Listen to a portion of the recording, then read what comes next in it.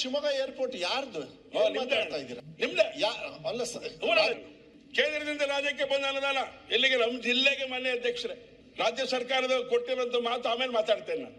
ಕೇಂದ್ರ ಕೊಟ್ಟೇ ಇಲ್ಲ, ಶಿವಮೊಗ್ಗ ಜಿಲ್ಲೆಗೆ ಕೊಟ್ಟಿರುತ್ತೆ, ಬೇರೆ ಜಿಲ್ಲೆಗೆ ಕೊಡಲ್ಲ ಅಂತ ಹೇಳಿದ್ರೆ ಹೇಗೆ ಸಾಧ್ಯ? ಇದು ಡೆವಲಪ್ಮೆಂಟ್ ಆಗಿದೆ ಹೇಗೆ ಸಾಧ್ಯ ಆಗತ್ತೆ? ಮನೆ ಅಧ್ಯಕ್ಷರೇ ಶಿವಮೊಗ್ಗ ವಿಮಾನ ನಿಲ್ದಾಣಕ್ಕೆ 450 ಕೋಟಿ, ಸ್ಮಾರ್ಟ್ ಸಿಟಿ ಯೋಜನೆಗೆ 500 ಕೋಟಿ, ಮನೆ ಅಧ್ಯಕ್ಷ